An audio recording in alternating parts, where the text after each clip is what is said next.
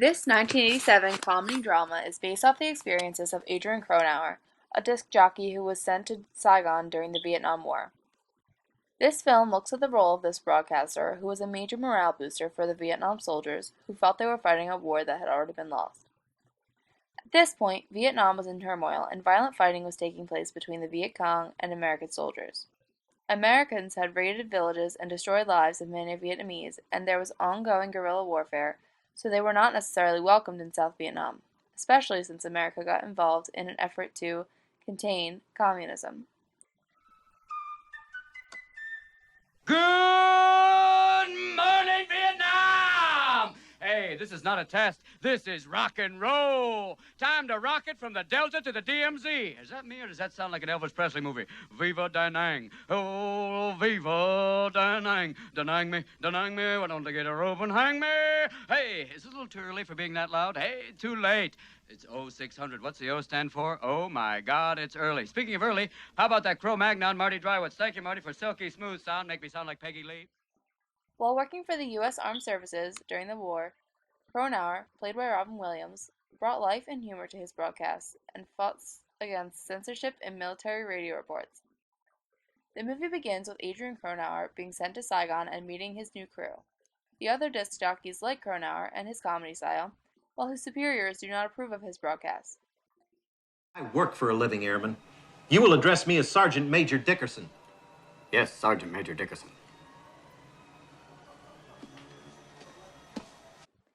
He hangs around an English class in order to get to know a Vietnamese girl named Trinh, but is pushed away by her brother. However, Cronauer befriends her brother, Tuan, who later saves his life by beckoning him out of the restaurant that happened to blow up seconds later. Cronauer later reports this to the Vietnam soldiers after being told not to, and is sent on a trip. After being forced to hide in a Viet Cong-infested jungle on this trip, Tuan tries to rescue Cronauer, and the two make it out of the jungle. Then, Cronauer discovers he is being discharged as a result of his friendship with Tuan, who is really a Viet Cong operative. The movie ends with a tape being played for the broadcast of Cronauer, saying, "Goodbye, Vietnam," to all of the soldiers listening.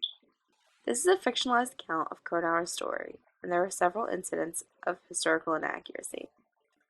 A lot was added to the plot to make it more interesting as a movie.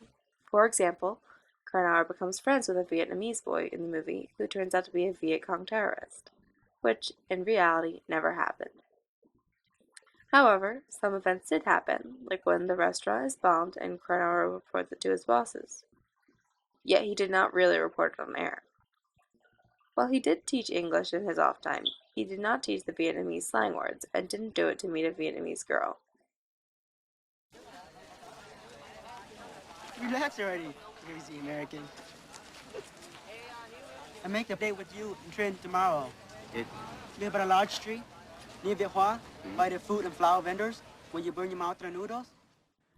Also, Cronauer was never really in a car accident, while in the film, he was in a Jeep that exploded upon impact with a landmine. Furthermore, he was never lost in a jungle hiding from the Viet Cong. In addition, he wasn't thrown out of Vietnam. He was honorably discharged at the end of his tour.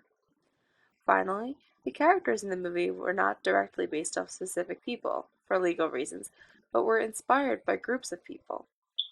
Inaccuracies also come from the way that Cronauer was portrayed. While the movie has an anti-war or anti-American undertone, Enemy? What is enemy? You claim our own people so many miles from your home. We're not the enemy. You the enemy. Cronauer was patriotic, a complete supporter of the war, or a hawk. The character's humor was different from Cronauer's. In a way, Robin Williams played himself more than he played the character. Cronauer did start all of his broadcasts with the famous phrase, "Good morning, Vietnam."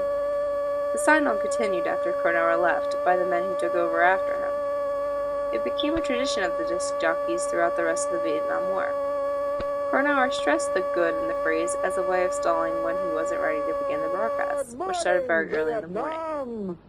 The point of the film was to show the major role Cronauer had in the Vietnam War and his impact on the soldiers and their morale. The film only added to the image of joy, humor, and patriotism the world has of Adrian Cronauer, and did not take away from his accomplishments in the world of broadcasting. Therefore, it can be seen that this movie does not distract from the historical content, and it would still be appropriate to use in an educational setting. This film will be especially great in showing students what life was like in South Vietnam during the war and how the presence of soldiers changed their lives. Adrian Cronauer himself said, "It was never intended to be a point-by-point accurate biography. It was intended to be a piece of entertainment, and it certainly was that." This quote explains perfectly why the historical inaccuracies of the film did not take away from its content or its message. Good morning, Vietnam.